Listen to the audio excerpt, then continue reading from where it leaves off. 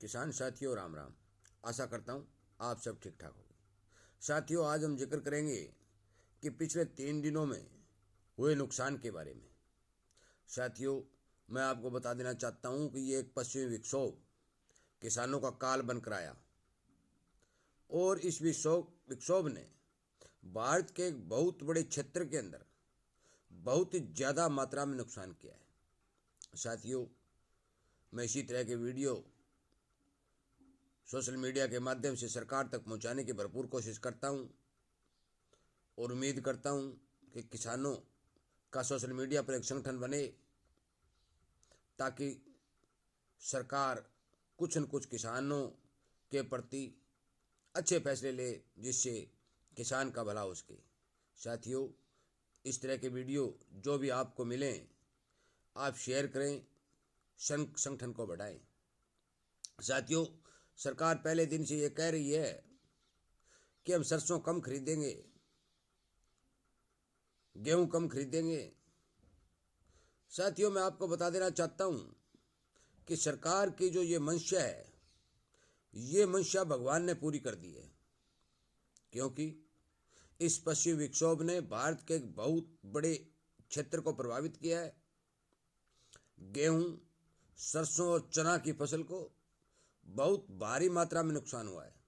साथियों, पकी हुई फसल खेतों में खड़ी थी, जो सरसों अच्छी थी, उसका भी उत्पादन जो है लगभग जहाँ भी नुकसान हुआ है घट चुका है।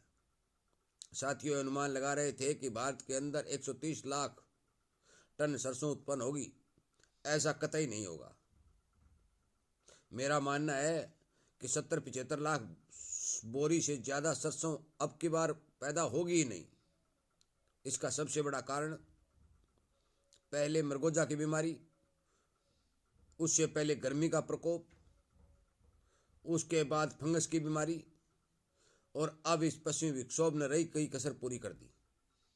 साथियों, चने की फसल में जो फूल आए हुए थे, जो अच्छी चल रही थी, जहाँ जहाँ भी ओलावृष्टि हुई है, चने की फसल को लगभग नष्ट कर दिया।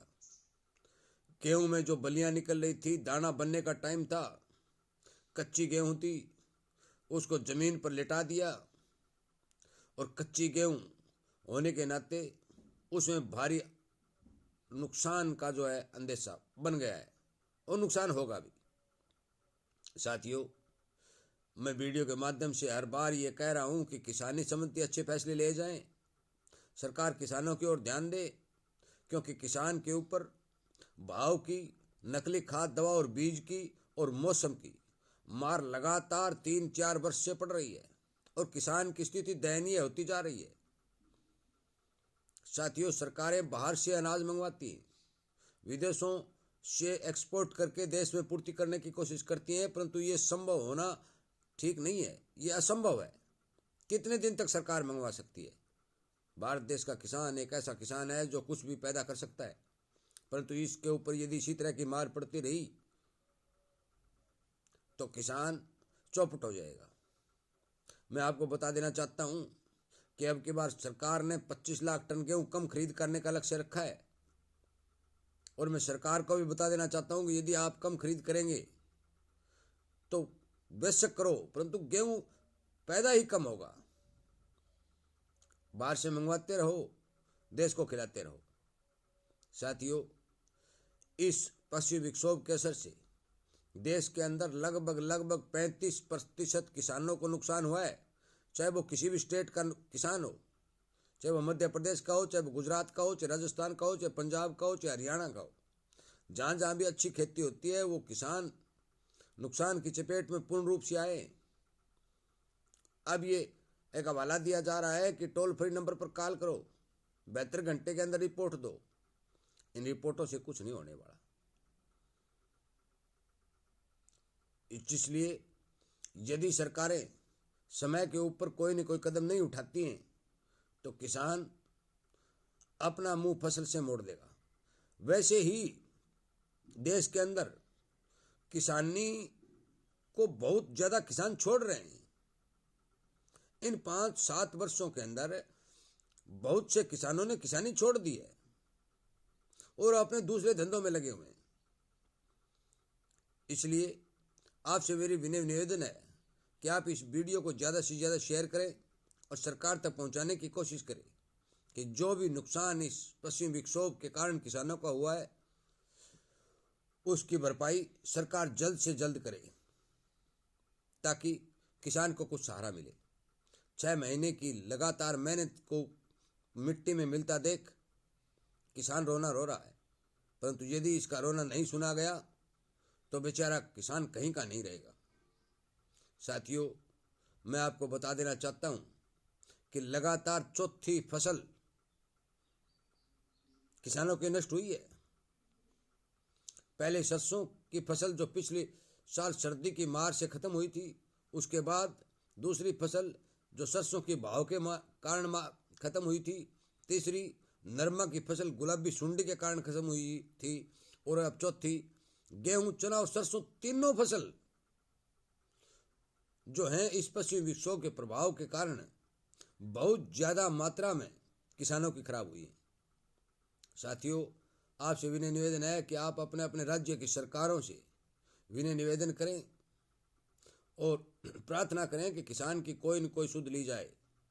इसलिए आप इस वीडियो को ज़्यादा से ज़्यादा शेयर करके किसानों तक पहुंचाने की कोशिश करें। और अब चुनावी मौसम है, जो भी नेता, जो भी अफसर, जो भी आपके गांव में आए, उस नेता और अफसर से, चाहे वो किसी भी पार्टी का हो, उसे ये प्रार्थना करें कि आप राजनीति को महत्व कम दें और किसानी को महत्व ज़्यादा दें, ताकि देश का किसान सुरक्षित बचा रहे। और उससे ये मांग करें कि हमें कुछ न कुछ मदद और सहायता दी जाए, ताकि हमारी किसानी जिंदा रहे। चुनावी मौसम है साथियों, हर प्रकार का नेता, हर प्रकार का लीडर, हर प्रकार का अफसर आपके गांव में, आपके घर तक पहुंचेगा।